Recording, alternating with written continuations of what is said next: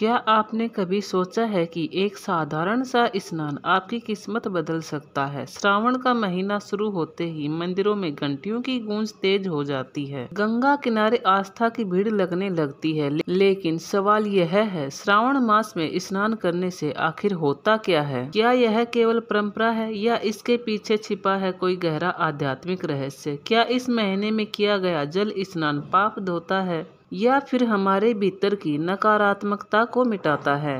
हो सकता है आप अब तक इस बात को नजरअंदाज करते आए हों, लेकिन सावन का एक स्नान आपके जीवन में चमत्कारिक परिवर्तन ला सकता है। आइए जानते हैं श्रावण मास में स्नान का वह रहस्य जो हर हिंदू को जानना चाहिए। दोस्तों, श्रावण मास के स्नान से जुड़ी एक ऐसी दिव्य कथा है जिसे जानने के बाद आप स्वयं को स्नान किए बिना नहीं रोक पाएंगे। एक बार किसी गांव में एक बड़े संत महात्मा का अपने शिष्यों सहित आगमन हुआ। वे महात्मा अपने शिष्यों सहित शिव मंदिर के पास ही अपना डेरा डाल लिया। वह महात्मा गांव के लोगों को श्रावण मास में स्नान के महत्व की बातें बता रहे थे। सभी गांव वाले उनकी बातें बड़े ही ध्यान से सुन रहे थे। सभी को वह महात्मा बहुत ही सुलझे हुए और पहुंचे हुए लग रहे थे। सब इस होड़ में लग गए कि महात्मा को क्या भेंट करें। इधर गांव में एक गरीब जूते सिलने वाला था। उसका नित्य का नियम था कि सूरज उगने से पहले वह स्नान करता और शिव मंदिर जाकर शिव को जलाभिषेक करता और फिर अपनी दुकान की तरफ बढ़ जाता। उस दिन उसने देखा कि उसके घर के बाहर के तालाब में बेमौसम का एक कमल खिला है। उसकी इच्छा हुई कि आज नगर में महात्मा आए हैं, सब लोग तो उधर ही गए हैं, आज हमारा काम चलेगा भी नहीं, क्यों न आज यह फूल बेचकर ही गुजारा कर लें। वह तालाब के अंदर कीचड़ में घुस गया, कमल के फूल को लेकर आया, केले के पत्ते का दोना बनाया और उसके अंदर कमल का फूल रख दिया। पानी की कुछ बूंदें कमल पर पड़ी हुई थी और वह बहुत ही सुंदर दिखाई दे रहा था। इतनी देर में एक सेठ पास आया और आते ही कहा, क्यों, फूल बेचने की इच्छा है? आज हम आपको इसके 2 चांदी के रुपए दे सकते हैं। अब उसने सोचा कि 1-2 आने का फूल इसके 2 रुपए दिए जा रहे हैं। वह आश्चर्य में पड़ गया। इतनी देर में नगर सेठ आया। उसने कहा, भाई, फूल बहुत अच्छा है, यह फूल हमें दे दो, हम इसके 10 चांदी के सिक्के दे सकते हैं। मोची ने सोचा, इतना कीमती है यह फूल। नगर सेठ ने मोची को सोच में पड़े देखकर कहा कि अगर पैसे कम हो तो ज्यादा दिए जा सकते हैं। गरीब आदमी ने सोचा, क्या बहुत कीमती है ये फूल?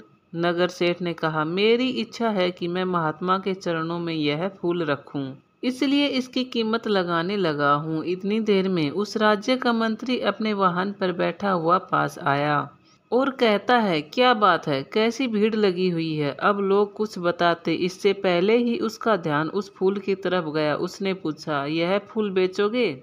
हम इसके 100 सिक्के दे सकते हैं, क्योंकि महात्मा आए हुए हैं। ये सिक्के तो कोई कीमत नहीं रखते, जब हम यह फूल लेकर जाएं। बात क्या है? वजीर ने बताया कि फूल का सौदा चल रहा है। राजा ने देखते ही कहा, इसको हमारी तरफ हमारी बहुत ज्यादा चर्चा होगी, इसलिए मेरी इच्छा है कि यह फूल मैं भेंट करूं। और थोड़ी देर के बाद राजा ने भीड़ को देखा और देखने के बाद वजीर से पूछा कि बात क्या है। वजीर ने बताया कि फूल का सौदा चल रहा है। राजा ने देखते ही कहा, इसको हमारी तरफ से 1000 चांदी के सिक्के भेंट करना, यह फूल हम लेना चाहते हैं।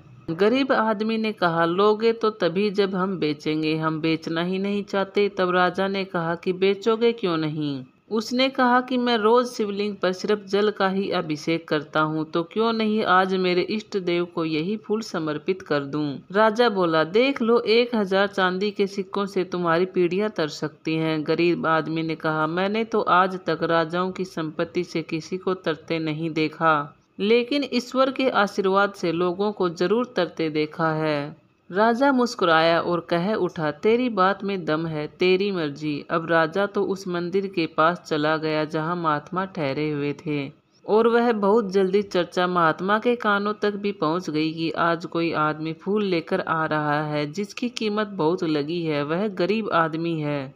इसलिए फूल बेचने निकला था जिससे कि उसका गुजारा होता। जैसे ही वह गरीब आदमी फूल लेकर पहुंचा तो शिष्यों ने महात्मा से कहा कि वह व्यक्ति आ गया है। लोग एकदम सामने से हट गए। महात्मा ने उसकी तरफ देखा। वह गरीब आदमी फूल लेकर जैसे ही मंदिर पहुंचा तो उसकी आंखों से आंसू बहने लगे। कुछ बूंदें तो पानी की कमल पर पहले से ही थी और कुछ उसके आंसुओं के रूप में ठिठक गई कमल पर। रोते हुए उसने शिवलिंग की तरफ देखकर कहा, हे महादेव, सबने बहुत कीमती चीजों से अभिषेक किया होगा, लेकिन इस गरीब के पास यह कमल का फूल और जन्म जन्मांतरों के पाप, जो पाप मैंने किए हैं, आंसुओं के रूप में आंखों में भरे पड़े हैं, उनको आज आपके चरणों में चढ़ाने आया हूँ। मेरा यह फूल और मेरे ये आंसू स्वीकार करें। शिवलिंग के ऊपर फूल रख दिया और घुटनों के बल बैठ गया। इसी बीच संत महात्मा ने अपने शिष्यों को बुलाया और कहा, देख रहे हो पुत्र, हजारों साल में भी कोई राजा इतना नहीं कमा पाया जितना इस गरीब इंसान ने आज एक पल में ही कमा लिया। इसका समर्पण श्रेष्ठ हो गया है।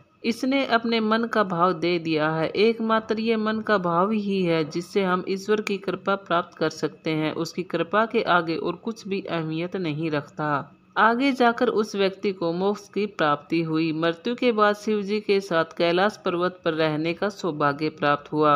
दोस्तों, अब जानते हैं क्या कहते हैं शास्त्र। श्रावणे स्नानम विशेषतः पुण्य दानम, यानी श्रावण मास में स्नान करने से व्यक्ति को अनेक जन्मों के पापों से मुक्ति मिलती है। श्रावण मास देवों का प्रिय मास। यह महीना सिर्फ पूजा पाठ का नहीं बल्कि देवताओं की कृपा को आकर्षित करने का अवसर है और इसी मास में जल स्नान को सबसे पवित्र और फलदायक माना गया है। ऋषि मुनियों ने कहा है कि इस मास में हर सुबह सूर्योदय से पहले स्नान करने वाला व्यक्ति न केवल अपने तन को बल्कि मन और आत्मा को भी शुद्ध करता है। श्रावण मास में स्नान करने के 3 बड़े लाभ बताए गए हैं। पहला है पापों का क्षय या नाश। इस मास को पवित्र जल स्नान का मास भी कहा जाता है। गंगा, यमुना, नर्मदा, गोदावरी जैसे नदियों में स्नान करने से पिछले जन्मों के पाप भी मिट जाते हैं। यह केवल प्रतीक नहीं बल्कि यह ध्यान, शुद्ध विचार और संयम का अभ्यास है। दूसरा है रोगों से मुक्ति। पुराणों के अनुसार श्रावण मास में तामसिक भोजन, आलस्य और गंदगी से दूर रहना चाहिए। प्रातः स्नान शरीर को शीतलता देता है, पसीने और विषैले तत्वों को बाहर निकालता है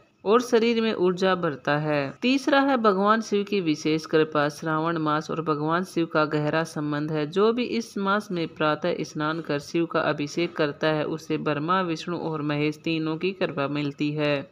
शिव पुराण में स्पष्ट कहा गया है कि श्रावणे यम स्नानम कृत्वा शिवम पूजयते नर स याति परम स्थानम यत्र वासम हर्षम। तो मित्रों, ये केवल शरीर की सफाई नहीं, ये आत्मा को निखारने की प्रक्रिया है। श्रावण मास में रोजाना स्नान आपकी सोच को, आपके भाग्य को और आपकी ऊर्जा को सकारात्मक बना देता है।